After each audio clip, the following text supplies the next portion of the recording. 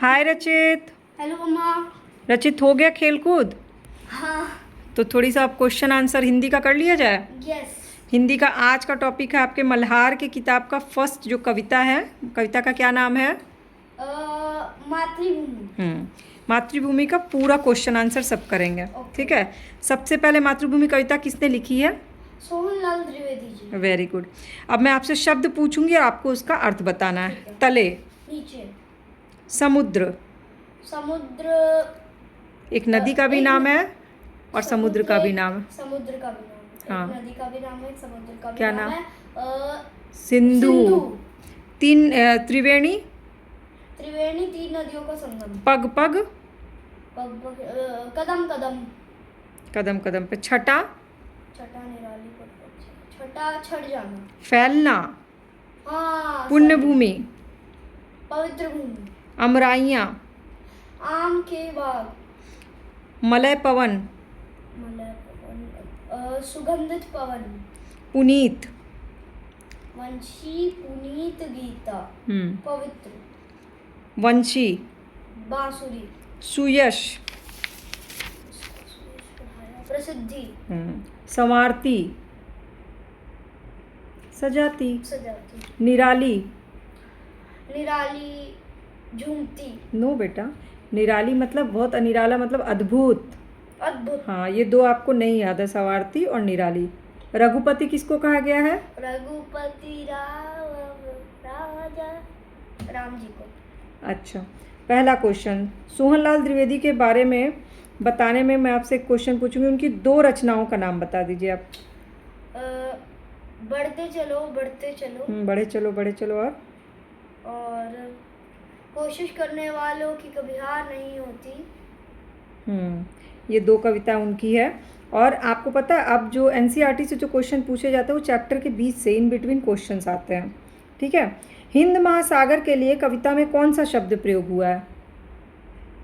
हिंद महासागर।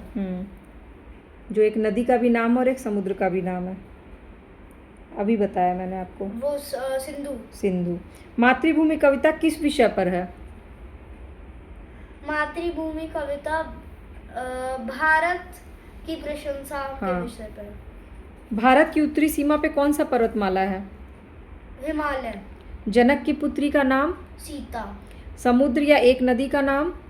गंगा। समुद्र या एक नदी का नाम? सिंधु।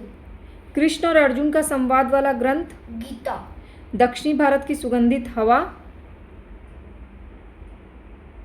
मलय पवन।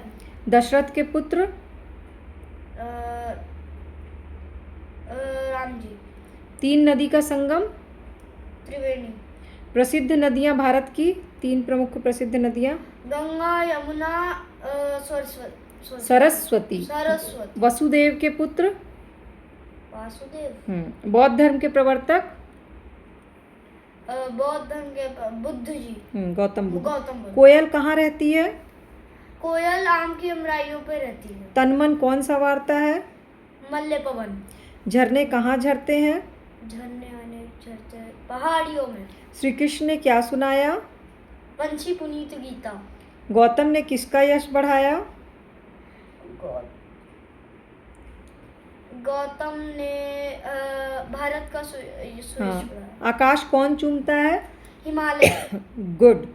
अब मातृभूमि कविता में कवि ने प्रकृति के किन किन रूपों का वर्णन किया है? मातृभूमि कविता सोहनलाल त्रिवेदी जी द्वारा लिखी गई है। कवि उस कविता में बताना चाहते हैं। बताया है पहाड़ों। कहाँ के पहाड़? भारत के पहाड़ों, नदियों, पर्वतों। पहाड़ पर्वत हो गया। झरने की प्रशंसा की है। ठीक है। और उनने कोयल के चहकने, मलय पवन और आम की अमराइयों की भी प्रशंसा की है। निष्कर्षतः उन्होंने प्रकृति के सारे उपकरणों की प्रकृति की खुल की प्रशंसा की। भी हो सकते हैं। उपकरण नहीं होता है इसमें। ओके। जगमग छटा निराली, पगपग छहर रही है, इस पंक्ति का क्या आशय है?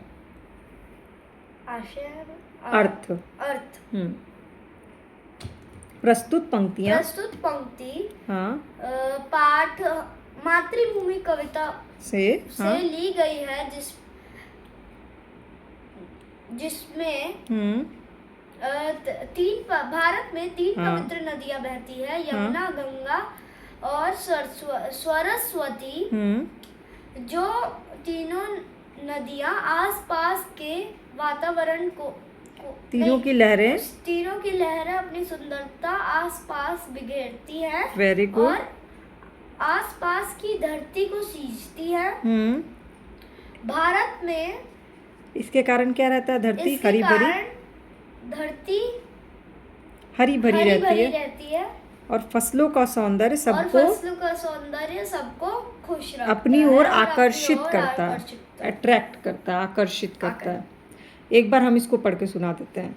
प्रस्तुत पंक्तियाँ सोहनलाल द्विवेदी की कविता मातृभूमि से ली गई है, जिसका आशय है हमारे देश में गंगा, यमुना, सरस्वती 3 पवित्र नदियाँ बहती हैं।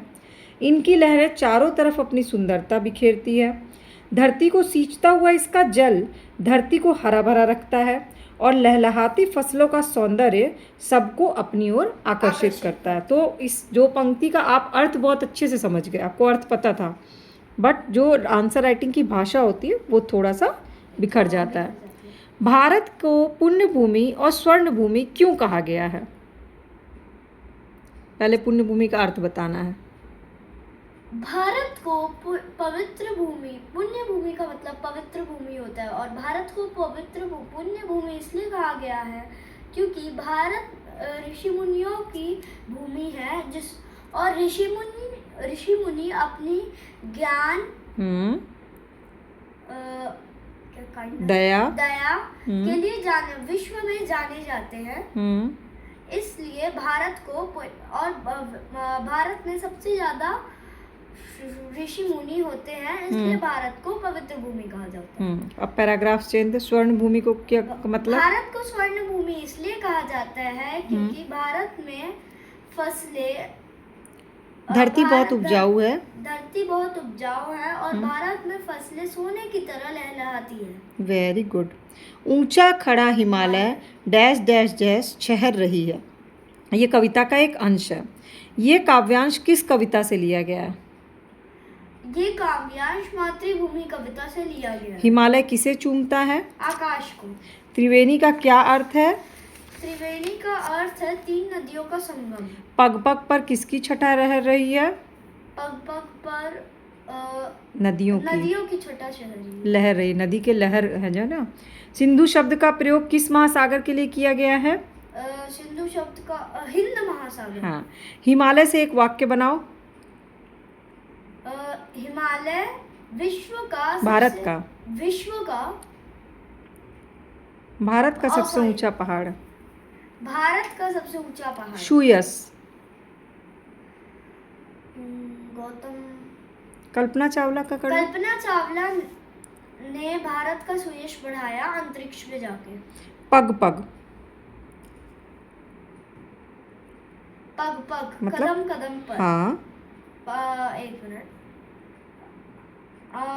हमारी जीवन में पग पग पर मुश्किलें आती हैं। Very good. भूमि। भारत मेरी मातृभूमि है। गुड। कर्म। भारत मेरी कर्म भूमि है और हमें अच्छे कर्म करने चाहिए। बहुत अच्छा सुनाया निरुक्त आपने, ये मातृभूमि के सारे क्वेश्चन आंसर और शब्द अर्थ, काव्यांश का अर्थ, वाक्य बहुत अच्छा बनाया। Thank you. बाय।